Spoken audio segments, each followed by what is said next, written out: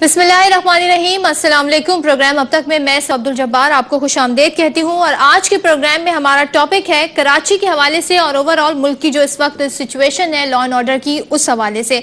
लेकिन कुछ बड़े ही अहम नौयत के बयानात आ रहे हैं। सिंध असेंबली में इस वक्त यूँ तो सिंध का जो बजट है उस हवाले से बहस हो रही है, लेकिन वहाँ पर हमने ये देखा कि सिंध में खासतौर पर कराची में जो लॉ एंड ऑर्डर है उस पर काफ़ी बहस हुई। अरकान असेंबली, उसमें हुकूमती अरकान भी शामिल हैं, अपोजिशन अरकान भी शामिल हैं। वो ये मुतालबा कर रहे हैं कि एक तो वजीर दाखिला होना चाहिए सिंध का, दूसरे कुछ अरकान ने जिसमें मुत्तहिदा कौमी मूवमेंट के भी मेंबर्स हैं, उन्होंने कहा कि कराची नहीं रहा तो पाकिस्तान नहीं रहेगा और अंदरूनी और बैरूनी कुव्वतें मुलविस हैं जो साजिश कर रही हैं। साथ में हम ये भी देख रहे हैं अल्ताफ हुसैन साहब ने कल बड़ा ही इंपॉर्टेंट बयान दिया था। उन्होंने मुशाबिहत दी थी पाकिस्तान की सिचुएशन को टाइटैनिक के जहाज से, और उनका ये कहना था कि ये जहाज अब डूब रहा है क्योंकि अपर डेक पर जो मौजूद हैं लोग, उन्होंने बिल्कुल वही माहौल क्रिएट किया, उस हवाले से मिसाल दी, वो गुमराह कर रहे हैं अवाम को और ये जहाज जो है ये डूब जाएगा, बड़ा नुकसान होगा। तो MQM चाहे वो तालिबान का इशू हो चाहे वो ये वाला इशू हो, ऐसा मालूम होता है एक विसल ब्लोअर का किरदार अदा कर रही है।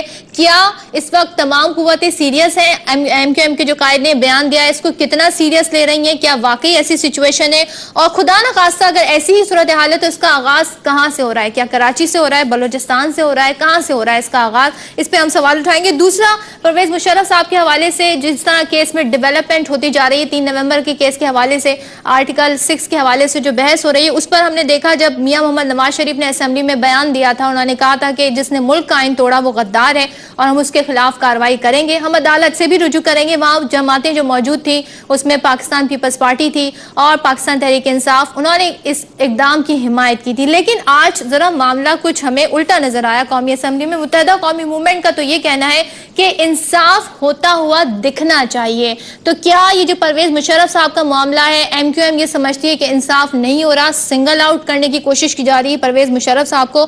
दूसरा, वो ये भी कहते हैं कि मामला फिर 1956 पर ले जाया जाए, यानी तमाम आमिर जो रहे हैं उनको लेकर कार्रवाई होनी चाहिए। इसी तरीके से खुर्शीद शाह साहब ने भी, पाकिस्तान पीपल्स पार्टी से आपका ताल्लुक है, उन्होंने भी कहा कि मामला सिर्फ 3 नवंबर 2007 तक नहीं रहना चाहिए, असल मामला तो 12 अक्टूबर 1999 को शुरू हुआ था। तो इस हवाले से पाकिस्तान मुस्लिम लीग नून कड़ी तनकीद का निशाना बनी हुई है इस हवाले से कि ऐसे मौके पर जब अवामी नौई के मसाइल इतने हैं, ये मसला, ये पेंडोरास बॉक्स खोल के क्यों बैठ गए हैं, और जब ये मामला उन्होंने हाथों में ले ही लिया है तो फिर पूरे तरीके से इस पर कार्रवाई क्यों नहीं होती है। आज के प्रोग्राम में इसी हवाले से बात होगी। प्रोग्राम के बाद जब हम वापस आएंगे तो हमें ज्वाइन करेंगे मुत्तहिदा कौमी मूवमेंट के सीनियर रहनुमा हैं, साबिक वजीर दाखिला भी रह चुके हैं, वसीम अख्तर साहब हमें ज्वाइन करेंगे, निहाल हाशमी साहब पाकिस्तान मुस्लिम लीग नून से आपका ताल्लुक है, अली जैदी साहब पाकिस्तान तहरीक इंसाफ से आपका ताल्लुक है, और सेनेटर सईद गनी साहब भी हमें टेलीफोन लाइन पर ज्वाइन करेंगे, पाकिस्तान पीपल्स पार्टी से आपका ताल्लुक है। आपसे मिलते हैं ब्रेक के बाद।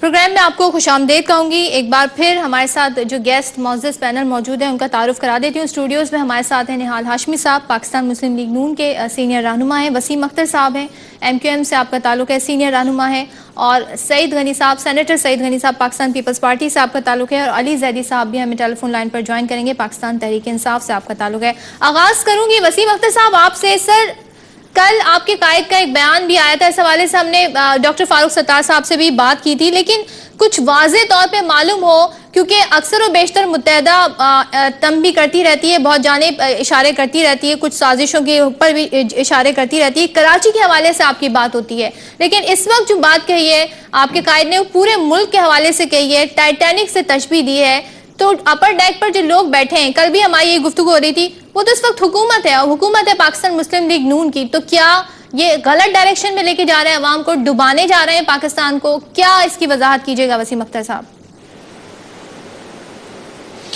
देखें, मैं समझता हूं कि माजी की गलतियों से सबक सीखना चाहिए, और कायदे तहरीक अल्ताफ भाई एक middle class, lower middle class के लीडर हैं और उनका एक मैंडेट है। उन्होंने इशारतन एक बात अवाम को समझाने की कोशिश की, अच्छा, और जो सबक की बात की उन्होंने, तो मैं आपको याद दिलाता चलूं, जब 71 में ढाका फॉल हो रहा था, ईस्ट पाकिस्तान और वेस्ट पाकिस्तान थे, और वेस्ट पाकिस्तान के रेडियो पाकिस्तान से ये खबरें नशर की जा रही थी कि सब अच्छा है और हमने तहस नहस कर दिया दुश्मन का, और इंशाल्लाह हम अब दिल्ली में जाके झंडा गाड़ेंगे, मगर हुआ उल्टा, वहां हथियार डल रहे थे। सही। कौम को, अवाम को गुमराह रखा गया। अच्छा। उस पे टाइटैनिक की मिसाल दी है कि अपर डेक पे जो बैठे हुए हैं लोग, ये इसको क्रिटिसिज्म ना लें, ना नून ना पीपल्स पार्टी, कोई भी इसको उस एंगल से ना देखें। 65 साल से मुल्क का बुरा हाल हुआ है, हर इदारा प्रॉब्लम में है। आज जो एनर्जी और जो महंगाई, दहशतगर्दी, बेरोजगारी का हाल है, वो मैं पीपल्स पार्टी या नून लीग को क्रिटिसाइज नहीं करूंगा, इनकी भी 2 दफा हुकूमत रही है। हम सिस्टम की बात कर रहे हैं। अच्छा। सब अच्छे का राग अलापना छोड़ दें। हाँ। सब अच्छा नहीं है। साजिशें बलूचिस्तान में भी हो रही हैं, साजिशें कराची में भी हो रही हैं, केपीके में भी हो रही हैं, पूरे मुल्क में साजिशें इस वक्त। ठीक। मुस्लिम लीग नून को एक बहुत बड़ा चैलेंज मिला है। हाँ। तो एक लीडर ने अगर वार्न किया है तो इसमें कोई बुरी बात नहीं है, इसको पॉजिटिवली लेना चाहिए और वो मेजर्स लेने चाहिए जहां से हम इदारों को और जो अवामी इशू है उनको बेहतर कर सकें। नहीं तो वसीम अख्तर साहब, ये जिस सिस्टम की जानिब आप इशारा कर रहे हैं, 65 साल से इसी सिस्टम के तहत चल ही तो रहे हैं, बल्कि अब तो बेहतरी ये हुई है कि एक जमहूरी हुकूमत से दूसरी जमहूरी हुकूमत को पावर ट्रांसफर हुई है। अभी तो हुकूमत को अल्लाह दिन हुए, 15-20 दिन हुए, अभी तो इन्हें काम करके दिखाना है। अभी से हम इन पे इतना प्रेशर कर दें तो ये तो मुनासिब बात नहीं होगी ना वसीम अख्तर साहब। मैं इन पे प्रेशर कर ही रहा, और आपकी बात पे मुझे हंसी आ रही है कि जैसे तैसे चल ही तो रहे हैं। ये चल ही तो रहे हैं। अवाम से पूछें, जिसको बिजली नहीं है, जिसको बेरोजगारी है, जिसको दहशतगर्दी से ताल्लुक है, बहुत अजाब हैं। अच्छा। मैं ना पिछली गवर्नमेंट को कुछ कह रहा हूं, ना आने वाली जो आई भी है गवर्नमेंट, इसको भी कुछ नहीं कह रहा। मैं तो कह रहा हूं कि ऐसे मेजर्स ले लें, ऐसी पॉलिसीज बना लें, सब मिलके बैठ जाएं। बहुत बड़े चैलेंजेस हैं, इनको एमिकेबली हल कर लें। अच्छा। क्योंकि जिस डायरेक्शन में हम जा रहे हैं, कल बॉम्ब ब्लास्ट कराची में हुआ, हाई कोर्ट के जज, ठीक है, लोग शहीद हो गए। इससे पहले रोज शहीद हो रहे हैं, पूरे मुल्क में शहीद हो रहे हैं। ठीक है। मगर मुझे इम्प्लीमेंटेशन, मुझे ग्राउंड रियलिटी ये नजर नहीं आ रही। हाँ। प्रायोरिटीज कुछ और नजर आ रही हैं मुझे। अच्छा, मुझे एक चीज और क्लियर कर दें, क्या कोई आप खास किसी सूबे की जानिब इशारा कर रहे हैं? क्योंकि इस वक्त अल्हम्दुलिल्लाह पंजाब में अमन और अमान है, बलूचिस्तान में सूरत हाल देख रहे हैं हम खराब है, खैबर पख्तूनख्वा में नई हुकूमत आई है, वो दावा करती है कि सब ठीक कर देंगे। कराची में आप ही लोग हैं, यानी पीपल्स पार्टी आपके इत्तेहादी पुराने हैं, आप लोग खैर इस वक्त ऑपोजिशन में, आप किस जानिब इशारा कर रहे हैं? पूरे मुल्क में हालात की जानिब इशारा कर रहे हैं? कोई एक ऐसा पॉइंट है, एक ऐसा शहर है जहां पर सबसे ज्यादा सूरत हाल खराब है और वहां अगर कुछ सिचुएशन खराब होती है तो फिर वहीं से ये जहाज जो है ये डूब जाएगा? क्या कहिएगा वसीम अख्तर साहब? देखिए, कोई भी सूबा दहशतगर्दी से नहीं बचा हुआ। अच्छा। कोई भी सूबा बेरोजगारी से नहीं बचा हुआ, कोई भी सूबा लोड शेडिंग से नहीं बचा हुआ, कोई भी सूबा करप्शन से नहीं बचा हुआ। जहां आपने 3 सूबों की बात की है, केपीके में ब्लास्ट हो रहे हैं, बस शुदा लाशें कराची और बलूचिस्तान से मिल रही हैं आज भी। मैं ये नहीं कह रहा कि ये अभी आए और अभी ठीक कर दें, मेरा पॉइंट समझने की मेरे ख्याल में कोशिश की नहीं जा रही। पंजाब की जहां बात आती है, पंजाब में भी हालत वैसी है, दहशतगर्दी है। अच्छा। कलदम तंजीमों के हेड ऑफिस वहां मौजूद हैं आज भी। अच्छा। और वहां से वो एक्टिविटी कर रहे हैं। अच्छा। मैं फिर बता दूं, मैं किसी सियासी जमात को क्रिटिसाइज नहीं कर रहा हूं।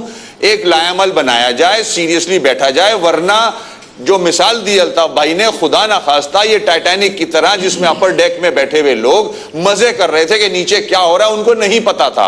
जो अवाम के साथ हो रहा है उसकी प्रायोरिटी को नहीं देखा जा रहा। इसी मिसाल को मैं यहाँ पर लेके कोट करती हूँ, सईद गनी साहब की तरफ जाती हूँ, उनसे मैं ये पूछना चाहूंगी। सईद गनी साहब, आप समझते हैं कि ऐसे ही हालात हैं? अगर हम कराची के हवाले से ही सिचुएशन को लेकर चलें, मामला इतना ही सीरियस है जिस जानिब एमक्यूएम इशारा करे, क्योंकि सिंध असेंबली में बड़ी बहस हो रही है, इजलास तो बजट का हो रहा है, बहस अमन और अमान के हवाले से हो रही है और आप लोग भी मुतालबा कर रहे हैं कि वाज़ेह तौर पे बात क्लियर होनी चाहिए। क्या जो एमक्यूएम इशारा कर रही है, समझते हैं मामला इतना ही सीरियस है? सईद गनी साहब। सर, एक बात तो बिल्कुल वाज़ेह है कि मेरा ख्याल है किसी सियासी जमात ने या किसी पॉलिटिकल लीडर ने ये नहीं कहा कि हालात बहुत अच्छे हैं। हालात मुल्क के ठीक नहीं है, मुख्तलिफ चैलेंजेस का हमें सामना है, जिसका इदराक भी सबको है और सब उसका इजहार भी करते रहते हैं।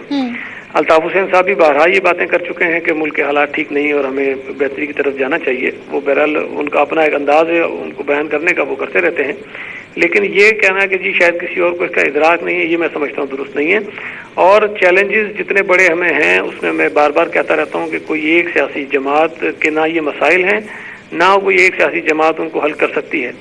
जब तक सारी सियासी जमातें, जब तक सारी पॉलिटिकल लीडरशिप एक पेज पर नहीं होगी, आपके तमाम इदारे एक पेज पर नहीं होंगे, हम अपने मुल्क को इन मुश्किलात से आज़ाद नहीं करा सकते हैं। तो अब ये सोचना चाहिए उन लोगों को जो शायद दहशतगर्दों को दहशतगर्द नहीं समझते, या उनका जो उनके मुतालिक जो राय है वो खुद थोड़ी सी नरम है, या कुछ हमदर्दी का पहलू है, या ये वो कौन लोग हैं सेनेटर साहब? क्योंकि जहाँ सिंध की हुकूमत वजीर इत्तलात हैं शर्जील मेमन साहब, वो अक्सर पेशतर पंजाब को निशाना बनाते रहते हैं। वो कहते हैं वहां से पहले कहते थे दहशतगर्द आते हैं, अब कहते हैं हथियार आते हैं। तो मुझे बताइए, सुबाइयत को फरोग नहीं दे रहा है, इससे मजीद तफरुका नहीं फैलेगा सेनेटर साहब? ये इस बयान में कितनी ठोस बुनियाद पे बयान कहा जा रहा है, क्या कहिएगा?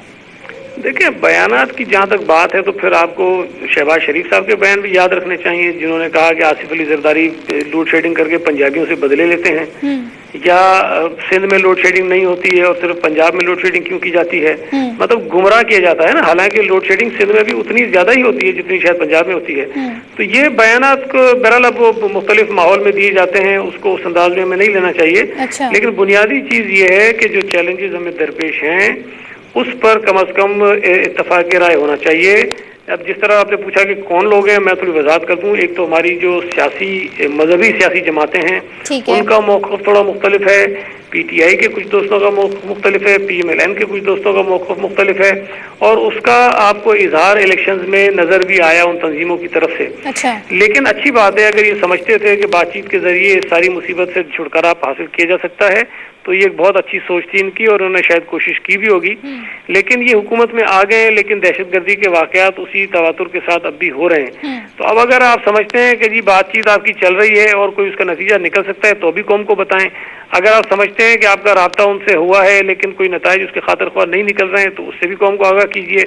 और आइंदा आप क्या उनके हवाले से अपना मौक़िफ़ रखना चाहते हैं, क्या पॉलिसी अपनाना चाहते हैं, उससे भी कौम को आगाह करें। तो ये जो हमारी कन्फ्यूजन वाली सिचुएशन हमें नजर आ रही है वो खत्म होनी चाहिए।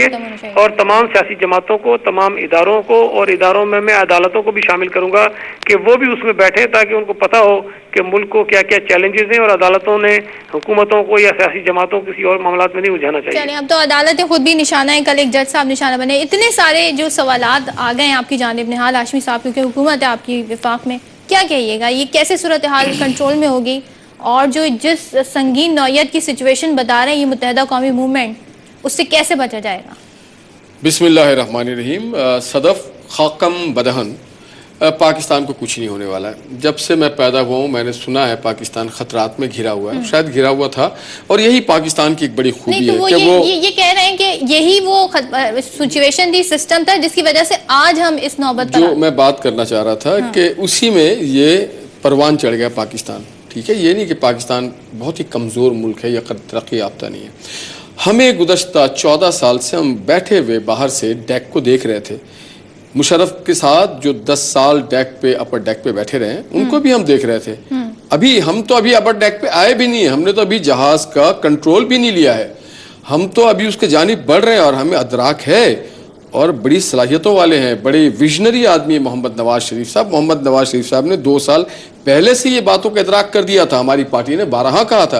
तो हम तो 10 साल से 12 साल से आमरीत को और जमहूरियत को और आमरीत को देखते रहे कि कौन उस वक्त अचानक अपर डेक वालों को नहीं, तो अपर डेक पे पहले से कोई और डायरेक्शन में लेके जा रहे हैं। बात यह है कि हमें बहुत अदराक है पाकिस्तान के चैलेंजेस का, हम उससे निपटना जानते हैं। और हाँ, हम पाकिस्तान के हर मुहिब वतन सियासी जमात का वेलकम करेंगे जब वो पाकिस्तान के हवाले से कोई कंसर्न शो करें। आप शेयर करें आके पार्लियामेंट में, आप शेयर करें हमारी पॉलिटिकल पार्टीज के फोरम्स पे, आप शेयर करें गवर्नमेंट के साथ। तो ये एक नहीं, वो कह रहे हैं आपकी तरफ इशारा नहीं है, किसी जमात की तरफ नहीं है। आप भी कह रहे हैं हम अपर डेक पे आए नहीं है, तो इस वक्त अपर डेक पे कौन है, किन से बात करनी चाहिए? जो साजिशें हैं वो डे फर्स्ट से पाकिस्तान के खिलाफ थी, है और चल रही है। हमें इदराक है कि कौन लोग ये कर रहे हैं। आप सुप्रीम कोर्ट की जजमेंट को उठा के देख लें। अगर हम ये कहें कि पाकिस्तान के मामलात और कातिल कौन है और मकतूल कौन है, हमें मकतूल का भी मालूम है और कातिल का भी मालूम है। और सुप्रीम कोर्ट की जजमेंट्स, कराची रेफरेंस वाले जो केस था, बदअमनी केस, उसमें बड़ा क्लियर दे दिया। अगर हम अपने आप को बड़ा क्लियर, पाकिस्तान से पहले लॉयल बनना चाहिए हमें, we should not be loyal to our parties, our leaders. हम सबसे पहले कहें पाकिस्तान हमारा, यही हमारी मरकज है, यही हमारी सोच है, यही हमें जीना है। तो मैं एक बात आपको बता दूं कि चैलेंजेस से निपटने के लिए, और आपने देखा होगा मोहम्मद नवाज शरीफ साहब और उनकी कैबिनेट की और हमारी पार्टी की गवर्नमेंट की जो मूव थी वो कोई इक़्तिदार वाली नहीं थी, वरना केपीके की गवर्नमेंट हमने बहुत खुशदिली से कहा कि आप पीटीआई आए और आकर के आप भी पाकिस्तानी हमसे ज़्यादा मुझे पे पता नहीं, आप आके इसको आगे लेके चले। हमने डॉक्टर मालिक साहब से जाए कि हमारे पास वहां पे अक्सरियत थी। ख्याल में हम ये समझते हैं जो शहीद भाई ने अभी बात की है कि किसी एक का काम नहीं है इन चैलेंजों से निपटना, ये बात ठीक है। इसी चीज को महसूस करते हुए हमने बलूचिस्तान में डॉक्टर मालिक को बुलवाया, हमने बलूचिस्तान में अचकज़ई साहब के साथ। आपके ख्याल में हालात अभी इतने बुरे नहीं हैं? आप लोग कंट्रोल करने की कोशिश कर रहे हैं। हम कोई बनाना रिपब्लिक नहीं है, और हमारे जो सियासी लोग हैं वो नाबालिग नहीं, हम बड़े तजुर्बात से गुजर चुके हैं, और हम हुब्बुल वतनी का हमें सर्टिफिकेट भी नहीं लेना। हमें पता है पाकिस्तान का कैसे दिफा किया जाएगा, पाकिस्तान को इन नामुनासिब हालात, नामसायब हालात से कैसे आगे ले जाया जाएगा। हमारे पास प्लान भी है, प्रोग्राम भी है, इरादे भी है और कमिटमेंट भी है। चलिए ठीक है, यहाँ पे ब्रेक का वक्त भी हो गया, ब्रेक के बाद वापस आऊंगी। अली जैदी साहब भी काफी देर से इंतजार कर रहे थे, ब्रेक के बाद वापस आएंगे, उनका भी मौकिफ लेंगे क्योंकि केपीके भी महफूज नहीं है। दूसरा जो हम इस प्रोग्राम में हम जिक्र करना चाहेंगे, जो जिस जानिब इन्होंने इशारा किया कि हम 14 साल से देख रहे थे अपर डेक पर कौन लोग बैठे हैं, मुशर्रफ साहब के साथ कौन है। हम ये भी सुनते आए कि अगर 99 का वाकया नहीं होता तो इस वक्त मुल्क एशियन टाइगर बन चुका होता। इस हवाले से भी सवाल उठाएंगे ब्रेक के बाद।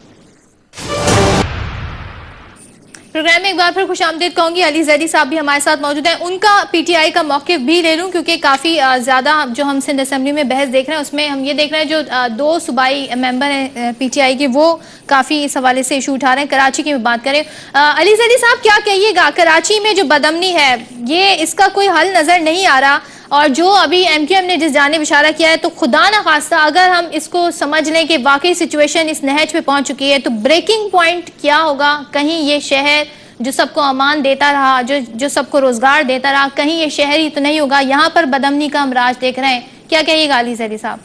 अस्सलाम वालेकुम। 2 नहीं 4 मेंबर्स हैं असेंबली में। Okay.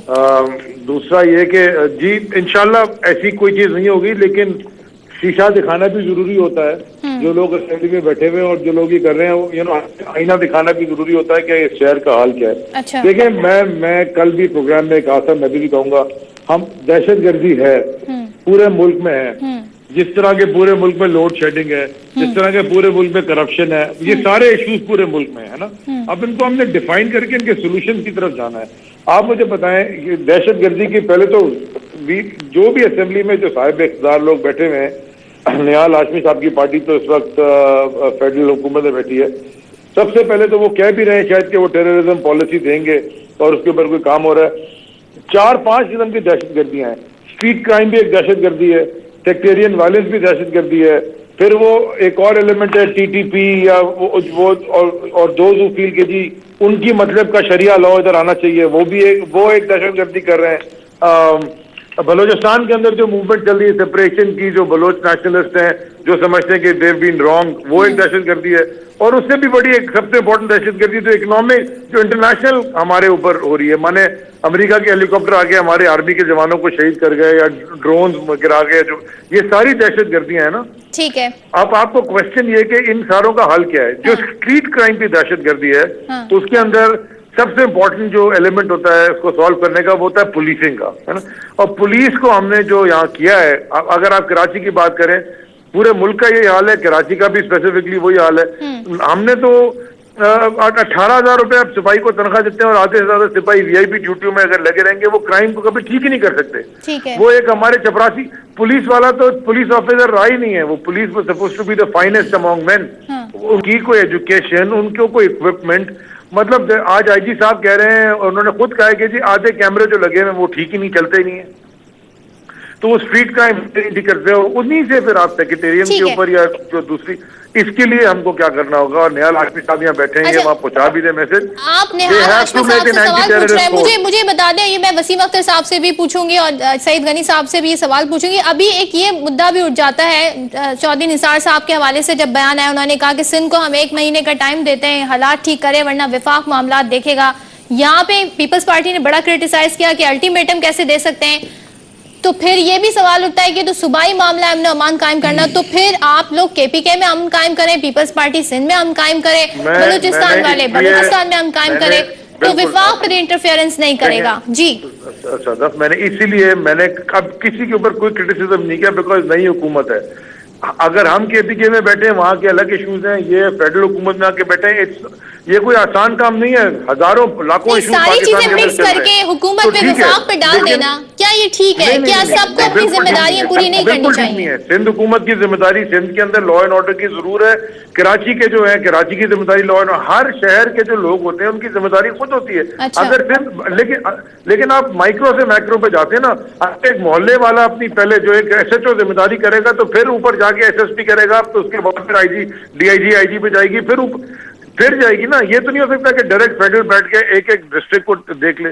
That's why it is called devolution of power. इसी तरह होता है ना, इसी तरह हर इंस्टीट्यूशन में होता है, पुलिस के इंस्टीट्यूशन में भी ऐसी है।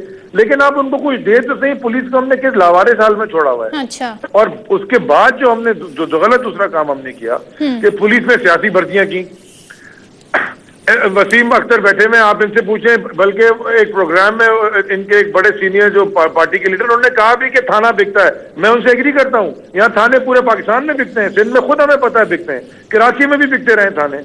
तो अगर इस तरह की हमने खुद ही अपने आप को करनी है कि हम पैसे लेके थाना SHO के लगा देना शुरू कर दें, हम कभी लॉ एंड ऑर्डर ठीक कर सकते हैं? ठीक है, इंडिविजुअली तौर पे ये मामला ठीक होना चाहिए। Thank you so much Ali Zaidi साहब, आपने हमें वक्त दिया। वसीम अख्तर साहब, एक सवाल मैं आपसे पूछूंगी, फिर मैं मुशर्रफ साहब के हवाले से भी पूछना चाहूंगी।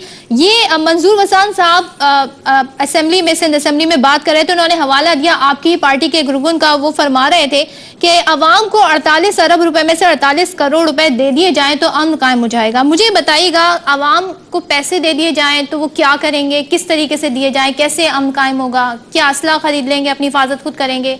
जरा ये समझा दीजिएगा मुझे वसीम अख्तर साहब। नहीं, मेरी समझ में ये बात नहीं आई है आपकी कि अगर इतने अरब से अगर इतने करोड़ की आवाम को दे दिए जाएं, इसका बैकग्राउंड होगा कोई? आपकी पार्टी के एक मेंबर ने ये मुतालबा किया कि 48 अरब में से 48 करोड़ आवाम को दे दिए जाएं तो फिर कराची में अमन कायम हो जाएगा। तो मैं आपसे पूछना चाह रही थी, हो सकता है आपको आइडिया हो कि किस तरीके से अमन कायम हो सकता है। उन्होंने अपनी किसी तकरीर में ये बात कही होगी, इसका बैकग्राउंड होगा, उनके पास कोई मिसाल होगी।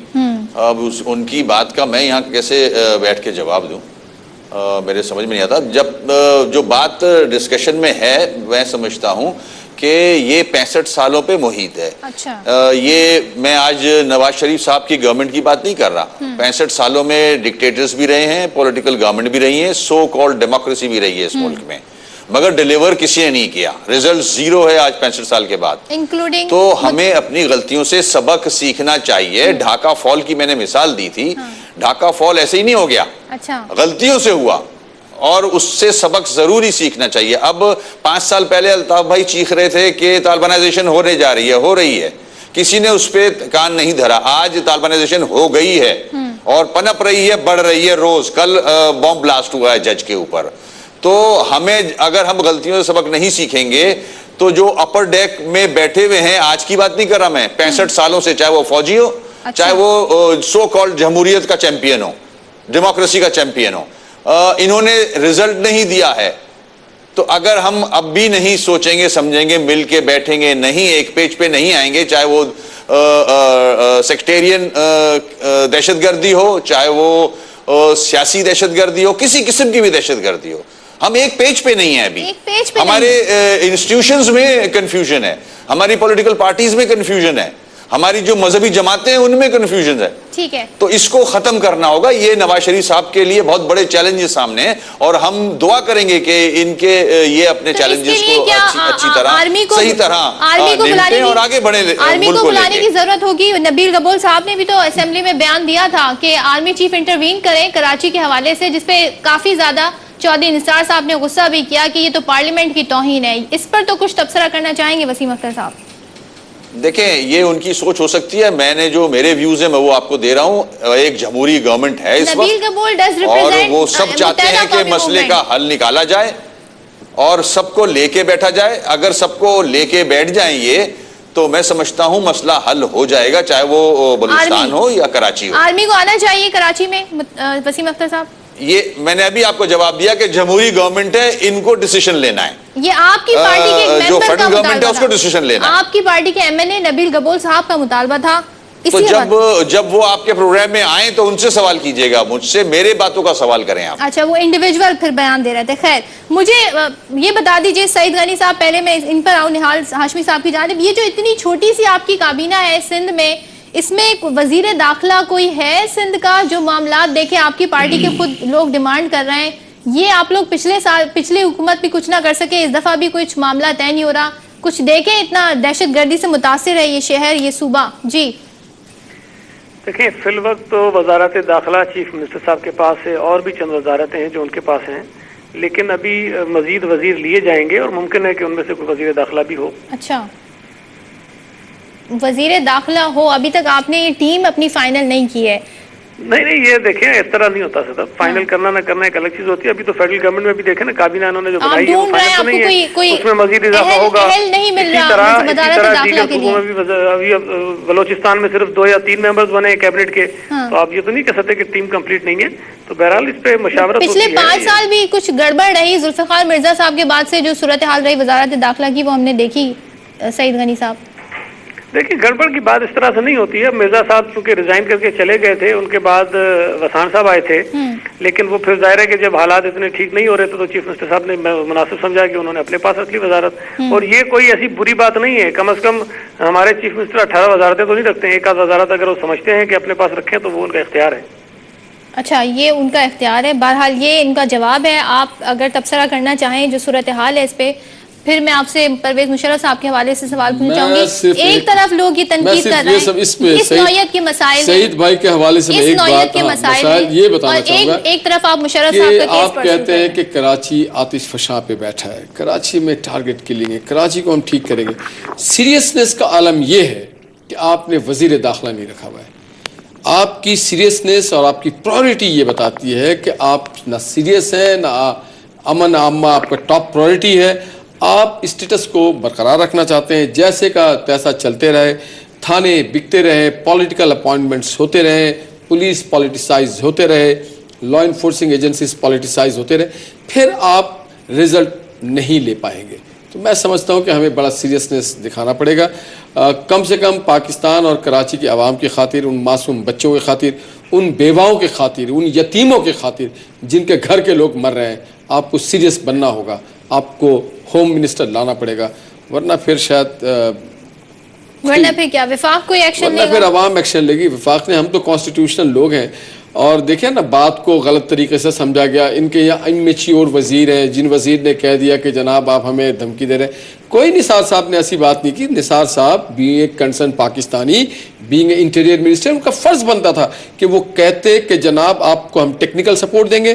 देखिए, निसार कोई अफगानिस्तान के वजीर दाखिला नहीं है, हिंदुस्तान के नहीं है, पाकिस्तान के वजीर दाखिला है, और उनका कंसर्न है। तो हम चाहते थे टेक्निकल सपोर्ट, इंटेलिजेंस सपोर्ट मांगेगा तो देंगे। जब भी इनको हम तमाम मामलत चाहते हैं, जब भी पीपल्स पार्टी की प्रोविंशियल गवर्नमेंट सिंध की मांगेगी, हम उनको देंगे। और हम चाहेंगे कि अल्लाह करे वो कामयाब हो, कराची में और बच्चे यतीम ना हो, औरतें बेवा ना हो, और जितने भी हमारे वसाइल कराची को अमन देने के लिए पीएमएलएन की गवर्नमेंट और आप लोग ने आज तक देखिए, आज तक दहशत गर्दी की डेफिनेशन नहीं ला सकी। आज तक कोई कंबाइंड टेररिज्म पे बात नहीं हो सकी। इस बार पहली बार हमने इसको सीरियस लिया, and with in 1 month of the time हम महसूस करते हैं कि हमारे बच्चे जो यतीम हो रहे हैं, ये जो हमारी बेटियां जिनकी गाड़ियों पे हमला हो रहा है, ये अपनी सिंसियरिटी शो कर रहे हैं और कह रहे हैं अगर सूबा हमसे मुआवनत मांगेगा तो हम हाजिर हैं। हमारे जो स्टेटमेंट है उसे गलत लिया गया। तो क्या सूबा इस वक्त ये महसूस करता है कि उसे जरूरत है कि विफाक इंटरवीन करे और हेल्प करे? बहुत सारे मामलात हैं, बहुत सारे टेक्निकल इश्यूज भी हैं, क्या कहिएगा? देखें, एक तो ये बिल्कुल ठीक इन्होंने कहा कि चौधरी निसार साहब पाकिस्तान के वजीर दाखिला अफगानिस्तान के नहीं हैं। अच्छा, इसलिए उन्हें अगर कराची के मसले पे तशवीश है तो वो सिंध आ सकते हैं, कराची आ सकते हैं। उनके ऊपर कोई पाबंदी नहीं है, उनको वीजे की जरूरत नहीं है। और इस बात के लिए भी सिंध हुकूमत की इजाजत उन्हें दरकार नहीं होगी कि वो कराची आए या ना आए। किसी वक्त भी आ सकते हैं, चीफ मिनिस्टर से मिल सकते हैं, उनसे पूछ सकते हैं कि क्या मसाइल हैं। अगर उनके पास कोई इन्फॉर्मेशन है तो वो शेयर कर सकते हैं। दूसरी बात यह है कि हमारे पास देखें, जो सूबाई इन्फोर्समेंट एजेंसी एक होती है, लॉ इन्फोर्समेंट एजेंसी, वो पुलिस है जो सिंध में मौजूद है। और वफाकी इदारा जो है वो रेंजर्स है, जो सिंध और पंजाब में काम करता है। और सिंध में इस वक्त रेंजर्स अच्छी खासी तादाद में मौजूद हैं और वो यहाँ पर काम कर रहे हैं। अब अगर चौधरी निसार साहब के जहन में कोई और खाका था तो उन्हें वजाहत करनी चाहिए थी कि वो क्या फौज भेजना चाहते हैं या खुद आके यहाँ कोई काम करना चाहते हैं, क्या चाहते हैं। विफाकी इदारा ऑलरेडी यहाँ मौजूद है, विफाक की जो सपोर्ट आपको चाहिए होती है वो इदारा वैसे वजीर आला के मातहत है सईद भाई, जो रेंजर्स हैं वो वजीर आला को रिपोर्ट करते हैं। नहीं तो किसके मातहत किया जाए उसको? अभी वो वजीर आला के मातहत हैं और वजीर आला के अहकामात के तहत वो कराची में और सिंध के दीगर इलाकों में अपनी कार्रवाई और कारकर्दगी करते हैं। मैं थोड़ी और अर्ज कर दूं, आप वकील भी हैं। अच्छा। जिस तरह FC बलूचिस्तान में सूबाई वजीर आला के मातहत है, इसी तरह सिंध में रेंजर सूबाई वजीर आला की ऑर्डर्स पर, डायरेक्शंस पर काम करने की पाबंद है 18वीं तरमीम के बाद। लेकिन वफाक जो है वो यही कुछ कर सकता है जो रेंजर यहाँ मौजूद है। और जहां तक बात है फौज की, वो तो बहुत एक एक्सट्रीम सिचुएशन जब बनती है और बिल्कुल हालात ऐसे हों कि जब आपके पास सईद भाई फौज का जिक्र तो नबील गबोल साहब ने किया था और मैं समझता हूं कि उन्होंने जिक्र नहीं किया। मैं तो सीधी सी वजाहत चाह रहा हूं, अगर चौधरी निसार साहब के बयान पे चौधरी निसार साहब के बयान पे आप वजाहत देना चाहें कि वफाकी हुकूमत के जहन में वो कौन सा खाका है, वो कौन सा आइडिया है, वो कौन सी चीज है जो वो समझते हैं कि वो आकर सिंध को देंगे और अमन कायम हो जाएगा। आप वो बताएं ना। मैं तो कह रहा हूँ देखिए हम आपके साथ यही तो आज के सईद भाई कि हम एक्सचेंज करना चाहते हैं, आपकी डिफिकल्टीज को समझना चाहते हैं। पूछने की जरूरत नहीं है, तशरीफ ले आए ना, उनका पूछने की जरूरत नहीं है। भाई ये रहमान मलिक तो है नहीं कि बिन बुलाए हर रोज चले आए। हम समझते हैं, हम आपकी इज्जत करते हैं सूबाई हुकूमत की, हम सूबाई हुकूमत की खुद मुख्तारी का एहतराम करते हैं, आपकी हुकूमत की हम एहतराम करते हैं और हम तवक्कुह रखते हैं। ऑफिशियल पॉलिसी एक प्रोसीजर है कि जब तक एक SOP हुआ करता है, जब तक वो देखिए हम आके मुदाखलत में, हम तो उनके साथ आके एक मावनत करना चाहते हैं। हम उनकी मावनत करना और फौज को बुलाना ये दो मुख्तलिफ चीजें। हमें भरोसा है अपने सियासी क़यादत पे, जो जिस सूबे में भी है, मगर हम ये चाहते हैं कि लाइन ठीक हो, थाने नहीं बिके, ओहदे नहीं बिके, पॉलिटिकल बेसिस पे भर्तियां ना हो। दिस इज द बहस यहाँ समेट लूं। एक सवाल बस मेरा आज ये पूछना मैं चाह रही थी, मुझे ये बता दीजिए वसीम अख्तर साहब, आज आप लोगों ने कौमी असम्बली में ये भी कहा है कि परवेज मुशर्रफ साहब को कुर्बानी का बकरा बनाया जा रहा है, तो मुत्तहदा कौमी मूवमेंट समझती है 3 नवंबर के हवाले से जो इस वक्त कार्रवाई हो रही है वो ठीक नहीं हो रही है, सही डायरेक्शन में नहीं है, क्या कहिएगा सर? देखिए, मुत्तहदा कौमी मूवमेंट आइन और कानून पे यकीन रखती है। इससे पहले वाली जब गवर्नमेंट थी, उस वक्त जब ये मसला उठा था आर्टिकल 6 का, उस वक्त भी MQM का यही स्टैंड था जो आज आपको नजर आया है। ठीक है। बिल्कुल आर्टिकल 6 इन्वोक होना चाहिए, इम्प्लीमेंट होना चाहिए, उसके जितने भी सेक्शन हैं, सब सेक्शंस हैं, वो सारे इम्प्लीमेंट होने चाहिए। पूरे आर्टिकल को इम्प्लीमेंट किया जाए, हम उसका साथ देंगे। मगर सिर्फ एक शिक को लेके अगर आगे बढ़ा जाएगा तो वो फिर ज्यादती हमारी नजर में ज्यादती होगी। और मेरा आपसे सवाल ये, 12 अक्टूबर क्यों नहीं 3 नवंबर क्यों? बस आप इसका सिंपली मुझे देखिए, एक तो आपने 56 की भी बात की थी जब इब्तदाई कलमात हुए थे, तो 56 के वक्त में आर्टिकल 6 पाकिस्तान के किसी आइन में नहीं था। 73 में थी। ये 73 के आइन दस्तूर के आने के बाद हुआ है, और अगर ये ज्यादा ज्यादा अप्लाई हो सकता है तो 4 जुलाई को और 1997 और 12 अक्टूबर को। 4 जुलाई को भी इंडेमनिटी 8th अमेंडमेंट में दे दिया गया था। और फिर आप ये क्वेश्चन करें, जो आज मुशर्रफ साहब को कटहरे में लाया जा रहा है, वो इस वजह से नहीं लाया जा रहा है कि 12 अक्टूबर को उस पार्लियामेंट ने इंडेफिनिट वो कर दिया था। मगर 18वीं तरमीम के बाद ना उन्हें इंडेमनिटी वो पिछले तमाम नहीं आर्टिकल 270 जब उसमें देखेंगे, उसमें बहुत सारी चीजें हैं जो बल्दियाती इलेक्शंस हुए, जो 2002 के इलेक्शन, वो सारी 12 अक्टूबर पे आप जा ही नहीं सकते। आप 3 नवंबर, अच्छा 3 नवंबर पे, एक मिनट, ये कार्रवाई होगी तो 3 नवंबर 3 नवंबर पे सिर्फ मुशर्रफ के खिलाफ क्यों होगी? अगर आप उन प्रोक्लेमेशन को देखेंगे जिसमें उन्होंने कहा आई परवेज मुशर्रफ डिक्लेयर्ड इमरजेंसी, आई था, वो कंबाइंड नहीं था, माई गवर्नमेंट नहीं थी, माई गवर्नर्स नहीं था, माई वजीर आजम नहीं था, 1 मैन शो था वो। 3 नवंबर का मामला आर्टिकल 6 वेरी क्लियर है उसमें, यानी कार्रवाई होगी। और फिर हम क्यों करेंगे? आइन करेगी। देखिए, हम कौन होते हैं? हम एग्जीक्यूट तो नहीं कर सकते। हमने तो कहा जो अदालतों का फैसला होगा सरे खम तस्लीम है। चलिए, बहुत बहुत शुक्रिया। हमारे साथ मौजूद है वसीम अख्तर साहब, निहाल हाशमी साहब, सेनेटर सईद गनी साहब, आप तीनों हज़रात का बहुत शुक्रिया। कोशिश हमने की थी, जाहिर टॉपिक ज्यादा बड़ा है तो इस पर इतनी ज्यादा तवील बात नहीं हो सकी। अगले किसी दिन हम इस हवाले से बात करेंगे। प्रोग्राम देखने का बहुत बहुत शुक्रिया।